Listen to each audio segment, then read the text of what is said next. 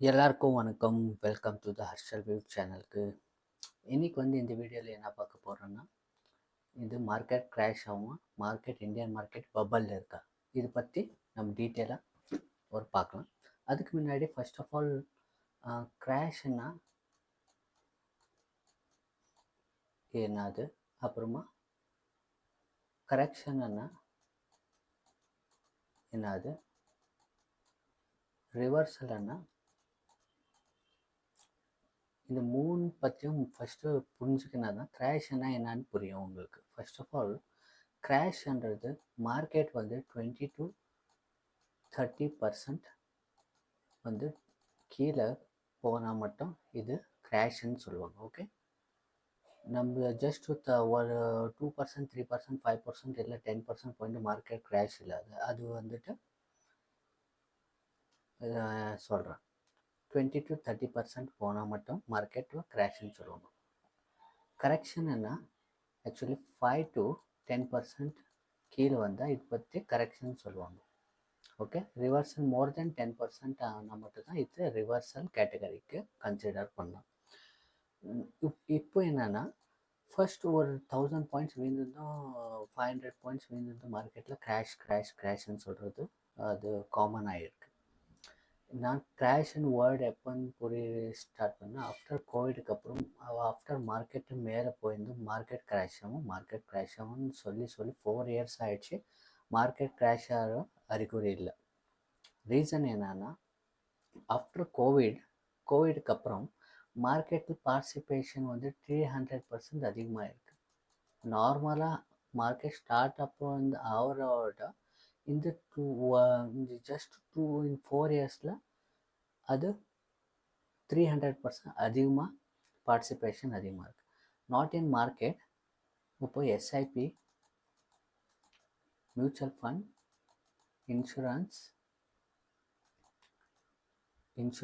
இது மாதிரி investment, long term investment, short term investment, இது மாதிரி அதிகமாக இன்வெஸ்ட்மெண்ட் பண்ணுறதுக்கு ஸ்டார்ட் பண்ணியிருக்காங்க. இப்போது இந்த மியூச்சுவல் ஃபண்டு எல்லாம் எஃப்ஐஏ என்ன புரியுதா? எஃப்ஐஏன்னா ஃபாரின் இன்ஸ்டியூட் இன்வெஸ்டர், டிஏஏன்னா டொமெஸ்டிக் இன்ஸ்டியூட் இன்வெஸ்டர். இப்போ இவங்கெல்லாம் எந்த கேட்டகரிக்கு வருவாங்கன்னா, DI, domestic institute investor. Foreign இன்ஸ்டியூட்டாக இன்றைக்கி இருக்கலாம், நாளைக்கு போகலாம். இந்த கண்ட்ரி இந்தியா இல்லைன்னா வேறு கண்ட்ரியில் போய் இன்வெஸ்ட் பண்ணலாம். ஆனால் டிஐக்கு அது மாதிரி இல்லை. டிஐ இந்தியா விட்டு எங்கே இன்வெஸ்ட் பண்ணுறதுக்கு ஆப்பர்ச்சுனிட்டி இல்லை. அவங்க இன்வெஸ்ட் பண்ணால் இந்தியாவிலே இன்வெஸ்ட் பண்ணணும். சரி, இன்வெஸ்ட்மெண்ட்டான ஸ்டாக் மார்க்கெட்டில் தான் இன்வெஸ்ட் பண்ணணுமா, வேறு தோல் இன்வெஸ்ட் பண்ணான்னா வேறு தோல் எதுன்னு டெப்ட் கொடுக்கலாம். டெப்ட்னா லோன்ஸ் கொடுக்கலாம். லோன்ஸ் கொடுத்தா ரிஸ்க் அதிகமாக இருக்குது, என்பிஏ அதிகமாக இருக்குது, அப்புறமா ரிஸ்க்கும் அதிகமாக இருக்குது. அப்புறமா அவ்வளோ இங்கே இருக்க ஸ்டாக் மார்க்கெட்டில் இன்வெஸ்ட் பண்ண, இப்போ மியூச்சுவல் ஃபண்ட்லலாம் இன்வெஸ்ட் பண்ண அமௌண்ட்டு இங்கே லோனுக்கு கம்பேர் பண்ணிங்கன்னா அதுக்கு டேலி ஆகலை. ஸோ அவங்களுக்கு வேறு ஆப்ஷன் இல்லாததுனால அவங்க 100% எல்லோரும் ஸ்டாக் மார்க்கெட்டில் தான் இன்வெஸ்ட் பண்ணாங்க. ஸோ அதனால் எல்லோரும் இன்வெஸ்ட் பண்ணி அதிகமாக எல்லா ஸ்டாக்ஸும் ஹை வேல்யூஷனில் போகுது. அப்புறமா மார்க்கெட் கூட all time high, every time all time high above தான் போய்க்கின்னு இருக்குது. இப்போ இந்தியன் மார்க்கெட் பபல் இருக்கான்னா, பபல் இல்லை, ஆக்சுவலி ஹை வேல்யூஷனில் இருக்குது. ஹை வேல்யூஷனுக்கு பபலுக்கும் ரொம்ப வித்தியாசம் இருக்கும்.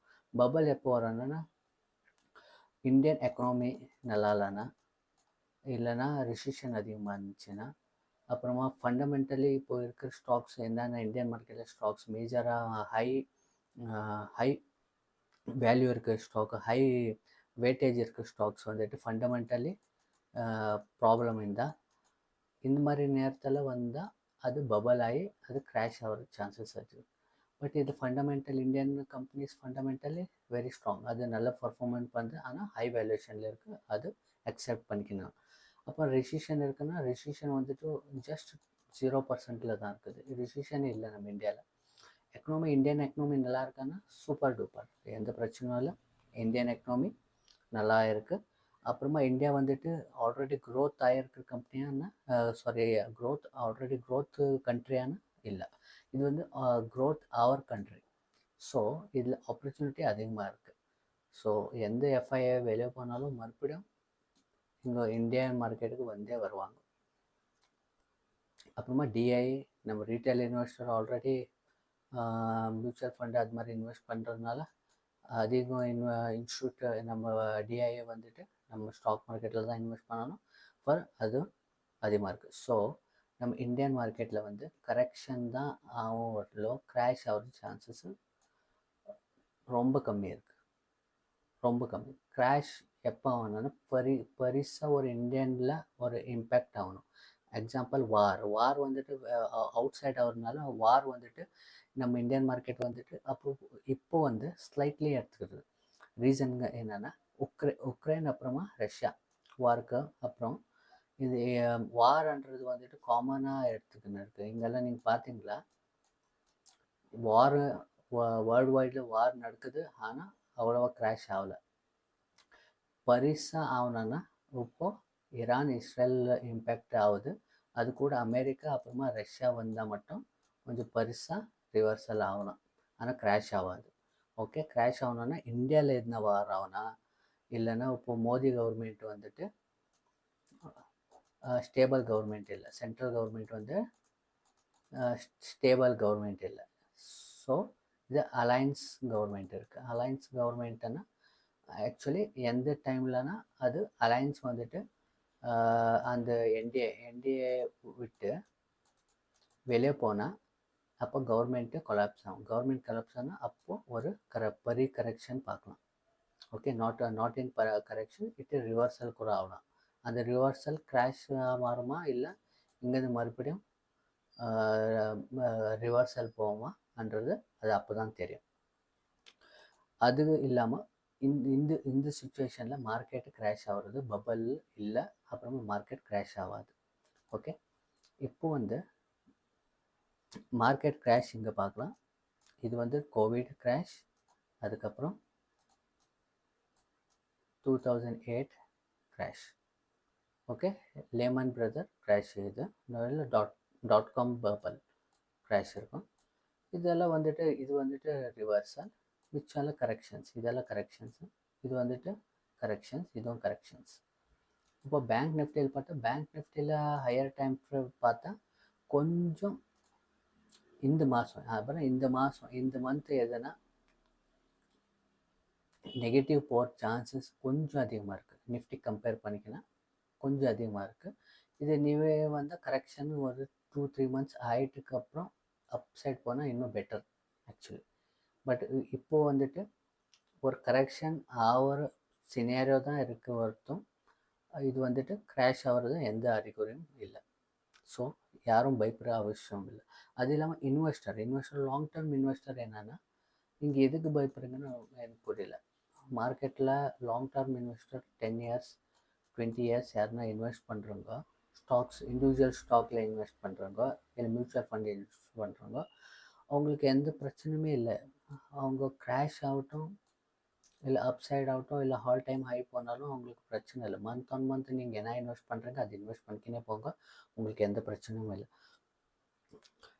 உங்களுக்கு பேனிக் சினாரியோ மாதிரி உங்களோட குவான்டிட்டி சைஸு டிக்ரீஸ் அது மாதிரி பண்ணாதீங்க. அது மாதிரி பண்ணுறதுனால என்ன ஆகும், காம்பவுண்டிங் இன்ட்ரெஸ்ட் வருது இல்லையா, அதுக்கு எஃபெக்ட் ஆகும். அது காம்பவுண்டிங் இன்ட்ரெஸ்ட்டு ஸ்டார்டிங் ஸ்டேஜில் எதுவுமே வராது. ஆக்சுவலி அது ஆஃப்டர் சம் இயர்ஸ்க்கு அப்புறம். இப்போ எக்ஸாம்பிளுக்கு நீங்கள் 20 yearsன்னு போட்டால் இந்த 20 yearsலேருந்து தான் 15 ஆஃப்டர் 15 yearsல தான் அது ரியல் காம்பவுண்டிங் க்ரோத்தே கொடுக்கும். ஆஃப்டர் 20 years, மோர் தென் 20 years, எக்ஸாம்பிள் நீங்கள் 20 years பிளான் போட்டுருக்கோங்க, அப்புறம் அட்லீஸ்ட் 25 yearsக்கு எடுக்கலான்னு பிளான் போட்டால் இங்கே வந்து இந்த 20 yearsல என்ன க்ரோத் வந்திருக்கும் அது 10x உங்களுக்கு அதிகமாக இன் ஜஸ்ட் 5 yearsல வரும். ஸோ உங்களோட குவான்டிட்டி சைஸ் ஆகட்டும் எதுவுமே ஆகட்டும் இங்கே டிக்ரீஸ் பண்ணுற அவசியம் இல்லை லாங் டேர்ம் இன்வெஸ்டருக்கு. Long term investor first of all அது மார்க்கெட் கிராஷ் ஆகுதோ இல்லை மார்க்கெட் மேலே போகுதுன்றது கவலை விட்டுட்டு அவங்க ரெகுலர் இன்வெஸ்ட்மெண்ட்டு ஸ்டார்ட் பண்ணலாம், எந்த பிரச்சனையும் இல்லை. ஓகே, ஷார்ட் டேர்ம் இன்வெஸ்டர் மட்டும்தான் இது மார்க்கெட் ரிவர்சல் ஆகுமா அது பார்த்து ஆக்சுவலி ஷார்ட் டேர்ம் இன்வெஸ்டர்னா ட்ரேடர் தான் கொஞ்சம் கவலைப்பட வேண்டியது இருக்கும் வரணும். லாங் டேர்ம் இன்வெஸ்டருக்கு எந்த பிரச்சனையும் இல்லை. ஸோ ஹோப் இந்த வீடியோவில் உங்களுக்கு புரிஞ்சிருக்கும்னு நினைக்கிறேன். மார்க்கெட் கிராஷ்னா என்ன, மார்க்கெட் கரெக்ஷன் என்னென்னா, மார்க்கெட் ரிவர்சல் என்னன்னு உங்களுக்கு புரிஞ்சிருக்கும். அது இல்லாமல் நம்மளோட இந்தியன் மார்க்கெட்டு கிராஷ் ஆகிற எந்த அறிகுறியும் இல்லை. Market is safe. ஆனால் ஒரு ஒரு 2 to 3 months ரிவர்சல் ஆகலாம். ஆனால் இந்த மியூச்சுவல் ஃபண்ட்ஸு, இந்த இந்தியன் டிஐஏ இன்ஸ்டியூட், டொமஸ்டிக் இன்ஸ்டியூட் இன்வெஸ்டரோட அதிகமாக மறுபடியும் ரீட்டைல் இன்வெஸ்ட் பண்ணுறதுக்கு ஸ்டார்ட் பண்ணால் மறுபடியும் அது 2-3 months கரெக்ஷன் இல்லை, ஜஸ்ட் 1-2 weeks இல்லை 1 month கரெக்ஷனுக்கு அப்புறம் மறுபடியும் அப்சைட் போகிற சான்சஸ் தான் அதிகமாக இருக்குது. So there is no crash scenario in for Indian market. புரியுதா? ஹோப் இந்த வீடியோ உங்களுக்கு புரிஞ்சிருக்குன்னு நினைக்கிறேன். புரிஞ்சிருந்தால், உங்களுக்கு புரியலைன்னா கமெண்ட் பண்ணுங்கள். இன்னும் ஃபர்தர் எது உங்களுக்கு புரியலைன்னா அதை பற்றி கொஞ்சம் டீட்டெயிலாக அதை பற்றி பேசலாம். ஓகே. ஓகே, நன்றி, வணக்கம்.